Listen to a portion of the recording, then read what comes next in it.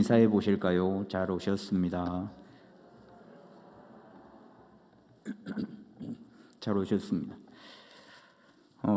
제 고등학교 친구 중에는 그 분노 조절 장애를 앓고 있는 가진 친구가 있습니다. 근데 이제 10대 때를 돌아보면 그러려니 했거든요. 그 친구의 그런 행동이 다수의 애들이 보여주는 모습이었기 때문에 욕으로 시작해서 욕으로 끝을 내도 이렇게 가요의 가사의 일부분을 개사해서 욕 노래를 부르는 것도 그러려니 했습니다. 그런데 또 조금 더 나아가서 화가 날 때에는 좀 더 과격한 욕과 더불어서 무엇인가를 부수고 던지는 행동을 할 때에도 다수의 애들이 그러니까 그런가 보다라고 생각을 했죠. 그런데 세월이 흐르고 성인이 된 이후에도 동일하게 욕을 많이 하고 또 과격한 모습을 많이 보여주었는데 그 친구는 결과적으로는 변하지 않았습니다.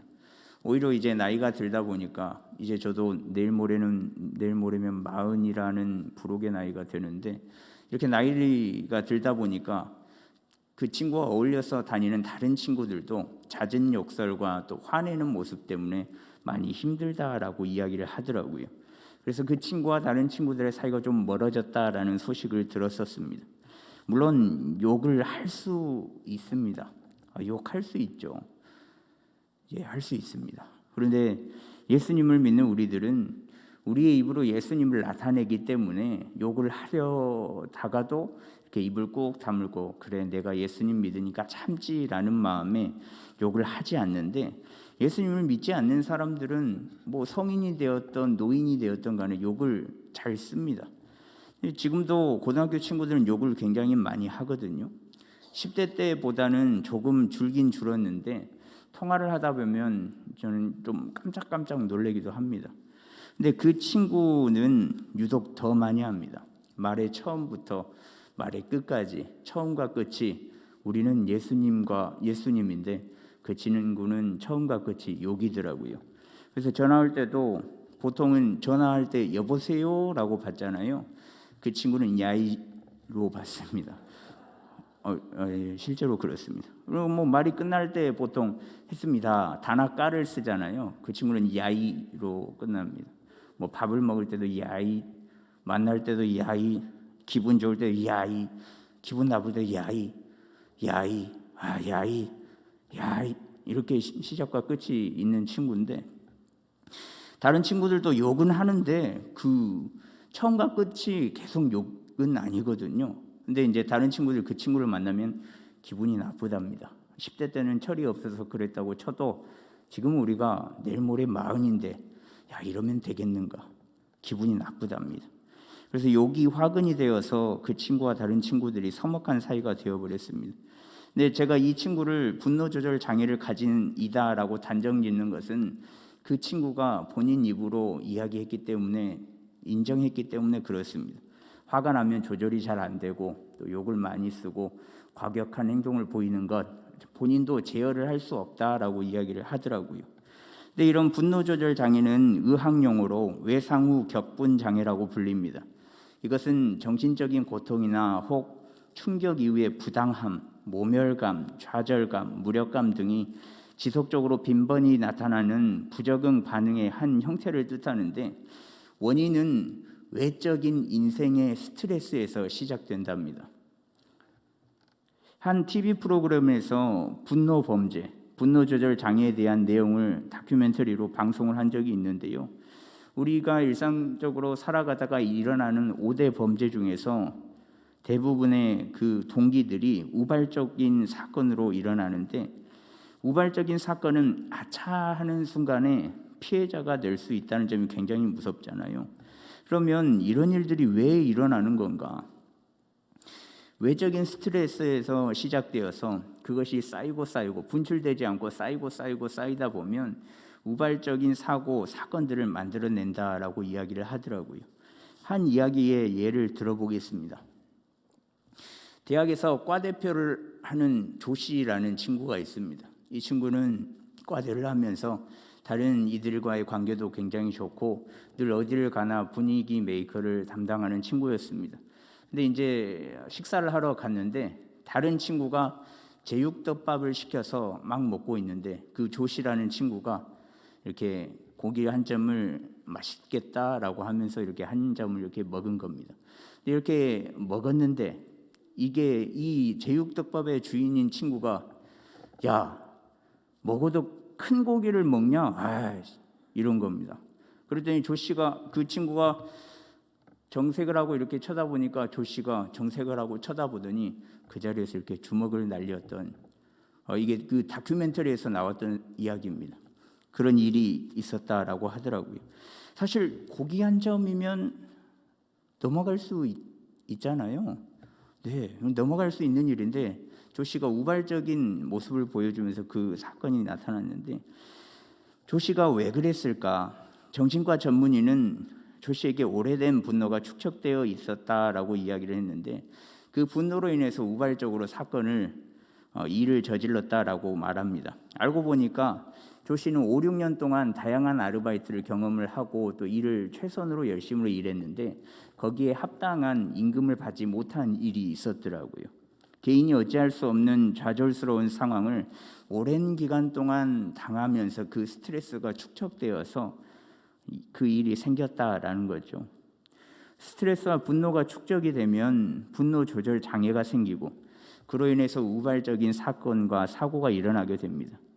그런데요, 쌓이는 스트레스와 분노의 주 원인이 욕심에서 비롯되는 것을 여러분들은 알고 계십니까? 누군가의 욕심으로 인해서 다른 누군가는 스트레스와 분노가 쌓이게 된다라는 거죠. 이 시대의 자화상을 오늘 성경에서 정확하게 말씀하고 있는데 분노 조절 장애로 인한 잦은 다툼은 개인의 이기적인 마음에서 시작됩니다. 남은 전혀 배려하지 않고 자신만을 생각하고 자신만을 돌아보니까 싸움이 일어날 수밖에 없는데요.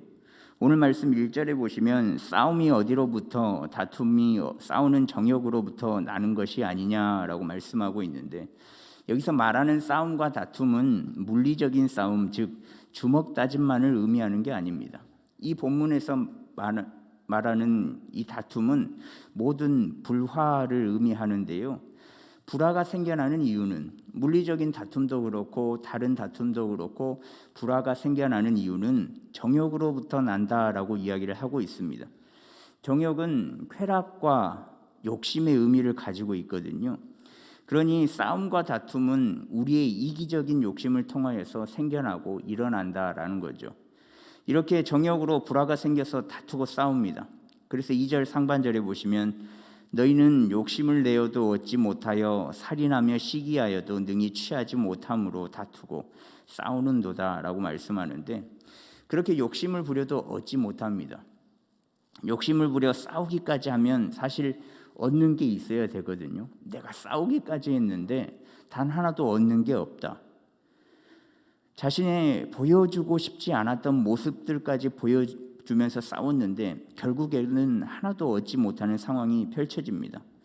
얼마나 안타까운 상황입니까? 그런데 얻지 못한 상황이 되니까 이제는 극도의 분노로 치닫게 되는 겁니다. 이 분노는 다툼과 싸움을 넘어서서 시기하게 되고 결국 살인을 저지르는 일까지 벌어진다라는 것이죠. 근데 너무 과장하는 것 아닙니까? 라고 생각하시는 분들도 아마 있을 겁니다. 에이, 뭐 그런 그깟 일로 사람을 죽이고 그렇게 싸우고 그럴까요? 라고 생각하시는 분들이 있겠지만 실제로 이런 사건들이 굉장히 많습니다.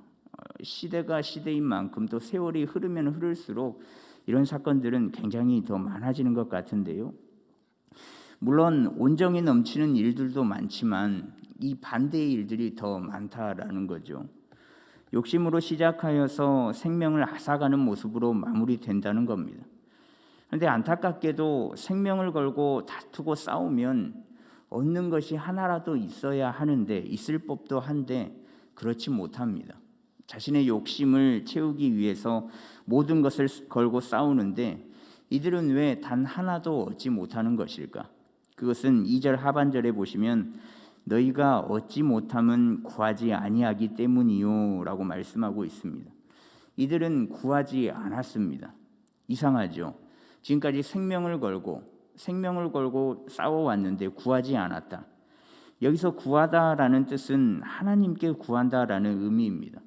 즉 이들은 욕심에 의해서 본능적으로 행동을 하는데 본능적으로 화가 나면 싸우고 다투고 심지어 살인까지 저지르는 사람들인데 그 모든 행동이 하나님께 구하지 않기 때문에 얻지 못하는 결과를 초래한다라는 겁니다. 이루지 못합니다. 이들은 욕심은 굉장히 많은데 하나님께 구하지 않고 오히려 욕심 때문에 싸움과 다툼만 빈번하게 일어난다라는 거죠. 왜 이러는 것일까?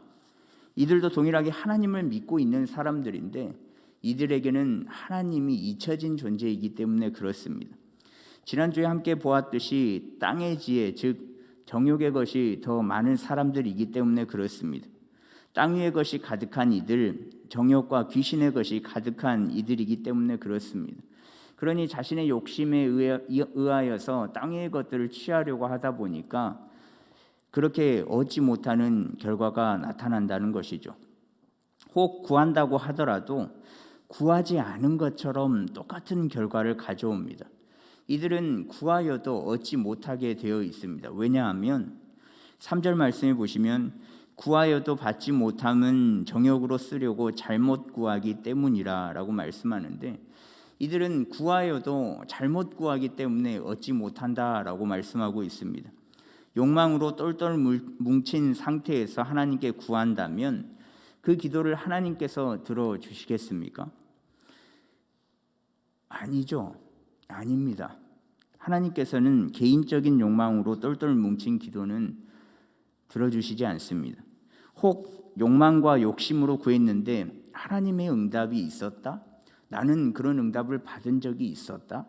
그렇다면 다시 한번 찬찬히 돌아봐야만 합니다. 그 응답이 하나님에게서 난 것인지 아니면 정욕이 가득한 곳에서 난 것인지 거기에 대한 응답을 다시 한번 찬찬히 돌아봐야만 합니다. 하나님께 구할 때 가장 중요한 것은 자신의 욕심과 욕망을 담아서 구하는 것이 아니라 하나님의 나라와 하나님의 의를 위하여서 구하는 것이 가장 중요하기 때문에 그렇습니다. 마태복음 6장 33절 말씀에 보시면요. 그런즉 너희는 먼저 그의 나라와 그의 의를 구하라. 그리하면 이 모든 것을 너희에게 더하시리라 라고 말씀하셨는데 이 말씀은 예수님께서 산상수훈 중에 먹을 것과 입을 것과 많은 자신들의 욕심을 채우고자 하는 이들이 걱정하는 그 모습을 보고 하신 말씀이거든요. 야, 너희들은 잘 살아가고 있는데도 불구하고 입을 것과 먹을 것과 수많은 욕심 때문에 그런 것들을 걱정하고 있냐? 그러면서 말씀하신 말씀이 이 말씀입니다. 그런 염려들을 내려놓고 하나님의 나라와 의를 위하여서 구한다면 이 모든 것을 더하여 주시겠다라는 주님의 말씀이죠. 우리는 무엇을 위하여 구하고 있습니까? 우리의 욕심을 구하고 있습니까? 아니면 하나님의 의와 하나님의 뜻을 위하여서 간구하고 구하고 있습니까? 우리의 모습이 어떤 상태냐에 따라서 정욕의 것을 구하는 것인지 아니면 하나님의 것을 구하는 것인지 알 수 있습니다. 욕심으로 똘똘 뭉친 사람의 입에서 과연 그 사람이 하나님의 것을 구하겠습니까? 자신의 것을 채우기도 바쁜 사람이 과연 그 사람의 입에서 나오는 모든 간구가 하나님을 위한 간구가 나오겠습니까? 그러니 기도하기 전에 자신의 상태를 반드시 점검을 해봐야 한다는 것이죠. 내 상태가 어떠한 상태인지, 내 욕심이 가득 차 있는 상태인지 아니면 진짜 부족한 상태, 하나님의 손길이 아니면 해결할 수 없는 상태인지, 하나님의 성령으로 충만한 상태인지 반드시 자신의 상태를 점검해야만 합니다. 지금 이곳에서 예배드리는 저와 여러분들은 무엇으로 가득 찬 상태입니까? 더불어서 우리가 구하여도 받지 못하는 이유는 하나님을 망령되이 일컫고 있다라는 것을 아시고 계십니까? 사실 죄송한 말씀인데 저도 마찬가지고요. 우리의 많은 기도는 하나님을 망령되이 일컬을 때가 굉장히 많습니다. 보통 망령되다라는 뜻은 신성 모독을 많이 생각할 겁니다.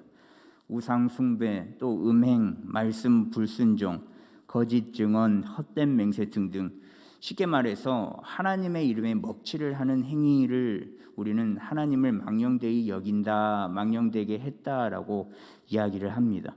근데 지금 말씀드린 망령되이 일컫는 것 중에 포함되지는 않지만 우리가 기도할 때, 그렇게 간절히 기도할 때 하나님을 망령되이 일컫고 있다라는 사실을 반드시 깨달아야만 합니다. 그것을 어떻게 깨닫냐면 자신의 기도를 찬찬히 그리고 자세히 들여다보면 알 수 있습니다. 답이 나와 있거든요. 그것이 뭐냐? 이분법적인 기도가 바로 그런 겁니다. 예 또는 아니요, 둘 중에 하나의 응답을 원하는 기도. 쉽게 예를 들면, 하나님 저 아파트를 살까요 말까요? 하나님 저 남자와 결혼을 할까요 말까요? 하나님 저쪽을 갈까요 말까요? 하나님 저것을 투자할까요 말까요? 이 사람을 만날까요 만나지 말까요? 이게 정답일까요 저게 정답일까요? 이런 이분법적인 기도가 하나님을 망령되이 일컫는 행동입니다. 하나님은 전지전능하신 분이시잖아요. 그래서 저희가 새벽부터 간절히 기도하고 있는 것이지 않겠습니까? 저희의 힘대로 또 사람의 힘대로 되지 못하는 일들이 너무나도 많기 때문에 전지전능하신 하나님을, 그 하나님을 믿기 때문에 간절히 기도하는 것 아니겠습니까? 그런데 전지전능하다라는 것은 모든 것을 다 아시고 모든 것을 다 행하신다라는 뜻입니다. 그런데 요즘은 인터넷도 전지하거든요. 각종 포털 사이트, 검색 사이트에 궁금한 것을 다 검색을 해보면 전부 다 나옵니다. 호떡을 구울 때 설탕을 몇 그램을 넣을까요? 호떡을 누를 때는 어느 정도 힘을 줘야 될까요? 이런 것까지 검색을 해도 저는 힘을 꾹 줬더니 되더라고요. 이런 식으로 모든 질문에 나와 있는 게 인터넷이거든요. 전지는 한데 전능하지는 못합니다. 모든 것을 행할 수는 없습니다. 지식적인 것은 많이 도움을 받을지라도 모든 것을 이룰 수는 없습니다. 전능할 수는 없다는 거죠. 그러나 우리가 믿는 하나님은 전지하시고 전능하신 하나님이십니다. 불가능한 일이 없으시고 또 행하지 못하는 일이 없으십니다. 이런 한계가 없으신 전지전능하신 하나님을 잘못 구하는 우리의 기도로 우리가 그 한계가 없으신 하나님을 한계가 있는 또 두 가지만 응답해 주는 하나님으로 만들고 있다라는 거죠. 하나님의 계획과 뜻을 통하여서 당신께서 수많은 응답들 중에서 당신의 계획과 당신의 뜻대로 인도하여 주시기를 간절히 원하고 계시는데 우리가 예, 아니요, 할까요 말까요, 갈까요 말까요, 만날까요 만나지 말까요, 그렇게 이분법적인 잘못된 기도로 구하니 답을 하실 수가 없는 겁니다. 우리를 향한 하나님의 뜻과 계획이 수없이 많음에도 불구하고 우리는 그 단 두 가지의 응답, 예 또는 아니요로 하나님을 그렇게 치부하고 있다라는 겁니다. 이런 모습이 하나님을 망령되이 일컫는 행동이거든요. 우리의 욕심과 욕망 그리고 이기적인 마음 때문에 참된 것을 구하지 못하고 있지는 않습니까? 지금 내가 집중해서 기도하는 그 기도의 제목을 한번 생각을 해 보십시오. 나의 기도는, 우리의 기도는 과연 무엇을 구하고 있습니까? 나의 정욕과 가족들의 정욕을 혹시 구하고 있지는 않습니까? 아니면 그 반대로 하나님의 의와 하나님의 나라를 위한 간절한 기도를 하고 있습니까? 오직 하나님의 나라와 의를 구하는 참된 것을 구하는 우리가 되면 좋겠습니다. 오직 하나님께서 원하시는 참된 것을 구하는 자들이 되면 좋겠습니다. 자신의 정욕으로 구하는 것이 아니라 진짜 하나님께서 보시기에 참된 것을 구하는 우리가 되었으면 좋겠습니다. 그리하면 이 모든 것을 더하시고 응답하여 주시며 또 피할 길을 주시는 분이 우리가 간구하는 그 대상이신 하나님이시오니 오직 참된 것을 구하며 하나님께서 베푸시는 크고 놀라운 은혜를 맛보는 우리의 삶이 되었으면 좋겠습니다. 물론 이 말씀을 드리고 싶습니다. 이분법적인 기도를 하는 분이 하지 않는 분보다는 굉장히 더 나은 모습을 보이는 것 같습니다. 그럼에도 불구하고 정답과 해답은 하나님께 있다라는 그 마음으로 기도를 하는 것이지 않겠습니까? 오늘 이 말씀을 듣고 기도하는 여러분들이 이제는 정확한 방법을 알아서 전지전능하신 하나님을 가두는, 또 예 아니오로만 답을 주는 그 하나님으로 치부하는 것이 아니라 이제는 우리에게 수없이 셀 수도 없는 방법과 계획으로 인도하시는 그 하나님으로부터 말미암아 응답받는, 그 기도에 응답받는 모든 성도님들이 되시기를 간절히 소망합니다. 잊지 마십시오. 하나님께서는 간절히 간구하는 자의 기도를 반드시 들어주십니다.